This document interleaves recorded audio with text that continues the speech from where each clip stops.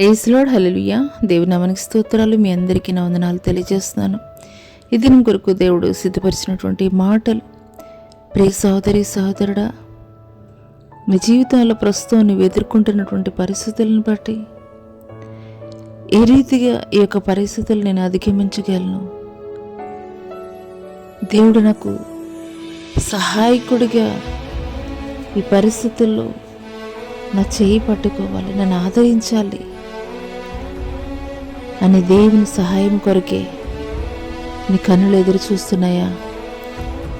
అయితే ఈ మాటలు దేవుడు నీ కొరకే మాట్లాడుతున్నారు. దిగులు పడకుము, నేను నిన్ను బలపరుతును, నీకు సహాయం చేయబడను నేనే.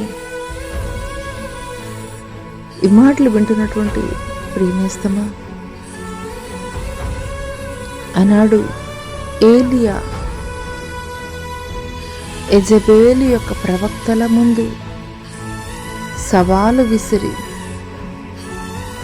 ఘనముగా వారి ఎదుట దేవుని కార్యము జరిగించినటువంటి ఏలియా ఒకానొక పరిస్థితుల్లో మరణాపేక్షకు లోనైనటువంటి సందర్భంలో బదరీ వృక్షం కింద ఆయన ఒంటరిగా రోధిస్తున్నటువంటి క్రమంలో, కృంగిపోయినటువంటి క్రమంలో దేవుని యొక్క దూత ఏలియాని బలపరచడానికి అప్పము నీళ్లు ఇచ్చి 40 దినములు హోరేబ్ అనే దేవుని పర్వతం యొద్దకి ప్రయాణం చేయడానికి శక్తితోటి బలముతోటి నింపింది. అదే రీతిగా ఒక దావీదు తనతో కూడా అప్పటి వరకు సహాయం పొందుకున్నటువంటి వారు, తనతో కూడా నడిచినటువంటి వారు, శత్రు సమూహము వారి మీద దాడి చేసినటువంటి సమయంలో వారి భార్యల్ని, వారి పిల్లల్ని తీసుకుని వెళ్ళిపోయినటువంటి సమయంలో దావీదుతో కూడా నడిచినటువంటి వారే దావీదుని చంపాలని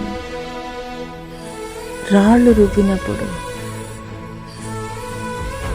దావీదు దేవుని వైపు చూచి,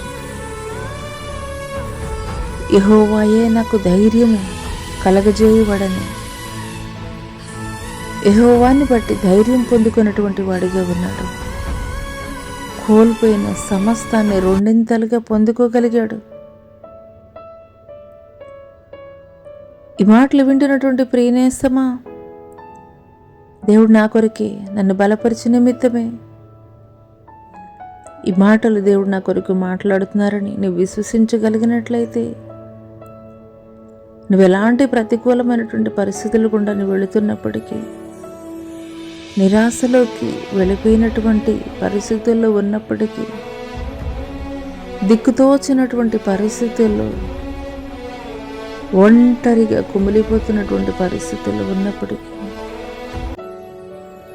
ఆనాడు ఏలియాని బలపరిచినటువంటి దేవుడు, ఆనాడు దావీదుని బలపరిచినటువంటి దేవుడు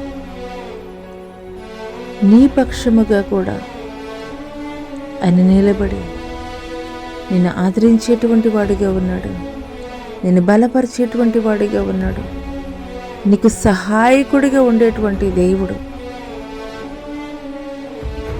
ఈ మాటలు పరిపూర్ణంగా నీ హృదయంలో నీవు అంగీకరిస్తున్నట్లయితే, నీ దేవుడు ఎప్పుడూ కూడా నీ చేయి విడిచిపెట్టడు.